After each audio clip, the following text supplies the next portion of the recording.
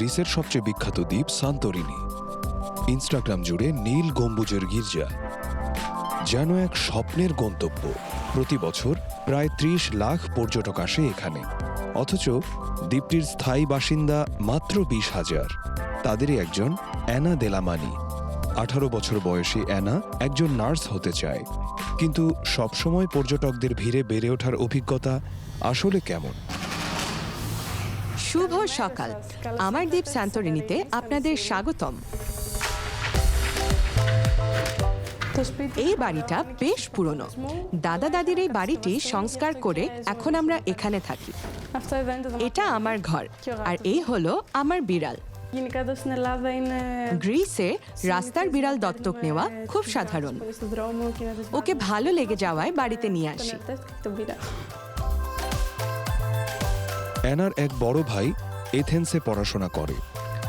পড়াশোনার জন্য অ্যানাকেও এই দ্বীপ ছাড়তে হবে। পড়াশোনার জন্য শিগগিরই আমি এথেন্সে যাচ্ছি। সান্তোরিনিতে অবকাঠামো বা বিশ্ববিদ্যালয় নেই,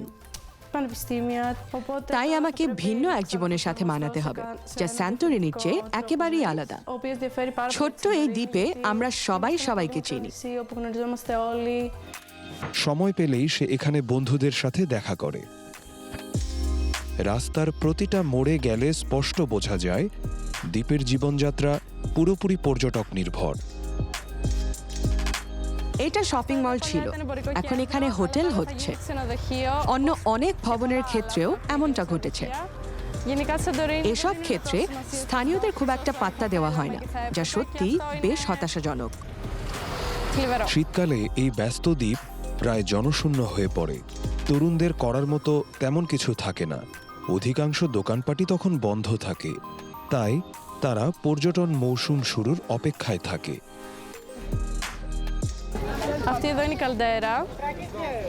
চমৎকার দৃশ্যের কারণে এটি পর্যটকদের কাছে দারুণ জনপ্রিয়।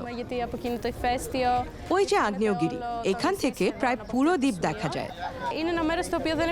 আমরা স্থানীয়রা এখানকার ক্যাফেতে যাই না, কারণ দাম বেশি। আমরা পাহাড়ের নিচে সাধারণ ক্যাফেতে যাই বা বেঞ্চে বসে কিয়স্ক থেকে কিছু পান করি। অ্যানা প্রায় বন্ধুদের সাথে সমতা নিয়ে কথা বলে। ইইউ এর লিঙ্গ সমতা সূচকে গ্রিস ২৪তম।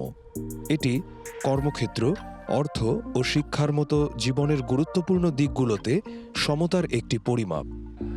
২০২০ সাল থেকে গ্রিসে এই বিষয়ে উন্নয়ন ঘটলেও এখনও কিছু চ্যালেঞ্জ রয়ে গেছে। পিতৃতন্ত্র মূলত বয়স্করাই পিতৃতান্ত্রিক ব্যবস্থায় খুব বেশি বিশ্বাস করেন, তাই এখন তাদের মত পাল্টানো কঠিন। আমার মনে হয় কয়েক বছর পর ওই প্রজন্মটা না থাকলে নারীদের সমাজে এগিয়ে যাওয়াটা আরও সহজ হবে। গ্রিসে তরুণদের ২২.৫% বেকার। এই সংখ্যা নারীদের মধ্যে বেশি, কিন্তু অ্যানা এটা নিয়ে চিন্তিত নয়। প্রচুর পর্যটকের কারণে সান্তোরিনিতে কোনো সংকটই সাধারণত বড় প্রভাব ফেলতে পারেনি। এথেন্স বা অন্যান্য জায়গায় যখন খারাপ সময় চলছিল, আমরা এখানে তা সেভাবে টেরই পাইনি। সপ্তাহে কয়েকবার অ্যানা বাস্কেটবল অনুশীলন করতে যায়। নিজের বাড়ি থেকে সেখানে যেতে ২০ মিনিট লাগে। সান্তোরিনির তরুণদের যাতায়াতের প্রধান মাধ্যম বাস। এখানে স্কুটার বা সাইকেল চালানো বেশ বিপজ্জনক, তাই আমি বাসে করে যাচ্ছি। বাস্কেটবল কোর্টে আপনাদের সাথে দেখা হবে।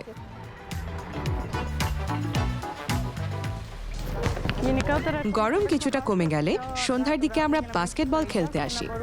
এতে অতিরিক্ত গরমে হাঁপিয়ে উঠতে হয় না।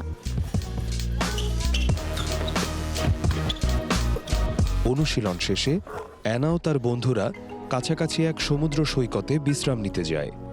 অ্যানার মতো তার বেশিরভাগ বন্ধুকেই পেশাগত খোঁজে এই দ্বীপ ছাড়তে হবে। বিষয়টা তাকে বেশ বিষণ্ণ করে তোলে। আমরা এই দ্বীপটাকে খুব ভালোবাসি।